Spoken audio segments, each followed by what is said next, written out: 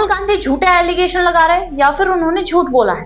जी हाँ, ये सारे सवाल उठने लगे चुनाव आयोग के एक पोस्ट के बाद। आप सभी को पता होगा कि 18 सितंबर को राहुल गांधी एक प्रेस कॉन्फ्रेंस करते हैं जिसमें वह मिनी बॉम्ब को एक्सपोज करता है। मिनी बॉम्ब किससे रिलेटेड था? वोट चोरी से रिलेटेड। इस बार राहुल गांधी ने 12,000 वोटर्स की जो वोट चोरी करने की कोशिश की गई चुनाव आयोग द्वारा, उस पर हमला बोला। उन्होंने आरोप लगाया कि आलंद कर्नाटक की सीट पर 6,018 वोट्स डिलीट करने की कोई कोशिश कर रहा था और राजौरा महाराष्ट्र में 6,850 वोटर्स के नाम ऐड करने की कोई कोशिश कर रहा था।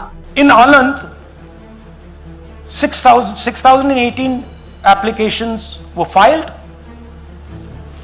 impersonating voters. The people who filed these applications actually never filed them. And we will show you evidence of that on this stage. In such cases. Here is another one. Maharashtra, Rajora, same idea. 6,850 targeted voters added. तो इसी को लेकर चुनाव आयोग पर तंज कसते हुए राहुल गांधी ये प्रेस कॉन्फ्रेंस करते हैं और कहते हैं कि हाइड्रोजन बम नहीं है, हाइड्रोजन बम अभी प्रोसेस में आएगा। तो इस प्रेस कॉन्फ्रेंस के बाद अंत की स्लाइड में राहुल गांधी कहते हैं कि 1 हफ्ते का समय चुनाव आयोग के पास है। चुनाव आयोग 1 हफ्ते के अंदर हमें बता दे कि क्या हुआ है, कैसे हुआ है। आप इंफॉर्मेशन प्रोवाइड क्यों नहीं करा रहे? जो सीआईडी आपसे मांग रही है कर्नाटक की, जो इलेक्शन कमीशन कर्नाटक का आपसे इंफॉर्मेशन मांग रहा है, आप वो प्रोवाइड क्यों नहीं करा रहे? तो इसी को लेकर राहुल गांधी सीईसी चुनाव आयुक्त ज्ञानेश कुमार। तो हमारी डिमांड है, ज्ञानेश कुमार जी, आप अपना काम कीजिए। आपने ओथ लिया है, आप हिंदुस्तान के चीफ इलेक्शन कमिश्नर हैं। आपसे कर्नाटक की सीआईडी सबूत मांग रही है। आप कर्नाटक की सीआईडी को यह सबूत 1 सप्ताह के अंदर दे दीजिए। जिसके बाद से चुनाव आयोग द्वारा एक ट्विटर पर पोस्ट शेयर की जाती है।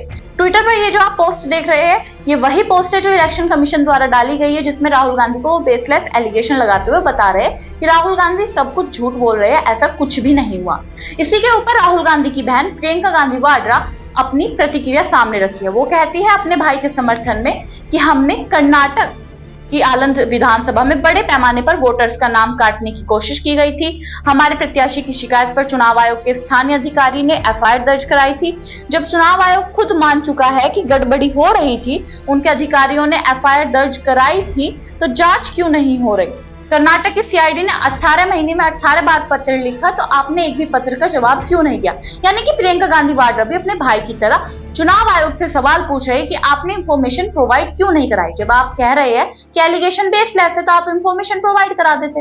ये पहली बार नहीं है कि राहुल गांधी ऐसी प्रेस कॉन्फ्रेंस करके चुनाव आयोग पर वोट चोरी का एलिगेशन लगा रहे हो। इससे पहले भी 7 सितंबर को राहुल गांधी द्वारा एक एटम बम एक्सपोज किया गया था, जिसमें उन्होंने 1 लाख से ज्यादा वोटर्स के धांधलीबाजी का खुलासा किया था कि किस तरीके से कर्नाटक की महादेवपुरा सीट पर धांधलीबाजी की गई है। और इस बार चुनाव आयोग को 2 सीटों पर राहुल गांधी घेरते हुए नजर आए। अब सवाल यहाँ पर यह उठता है कि राहुल गांधी ने जो एलिगेशन लगाया वो ठीक है, लेकिन चुनाव आयोग ने राहुल गांधी के एलिगेशन को झूठा, बेसलेस बताया, गलत बताया। क्या यह सही है? राहुल गांधी झूठ बोल रहे हैं या फिर चुनाव आयोग? ये सबसे बड़ा सवाल अब उठ गया है, क्योंकि राहुल गांधी का कहना है और चुनाव आयोग जो वहां पर कर्नाटक में है, उनका भी कहना है कि चुनाव आयोग इलेक्शन कमीशन ऑफ इंडिया द्वारा कोई भी इंफॉर्मेशन प्रोवाइड नहीं कराएगी। लेकिन चुनाव आयोग का कहना है कि ये सारे एलिगेशन झूठे हैं। अब आपको क्या लगता है कि कौन सच बोल रहा है, कौन गलत बोल रहा है, कौन झूठा है? हमें कमेंट बॉक्स में जरूर बताइएगा। तब तक के लिए नमस्कार।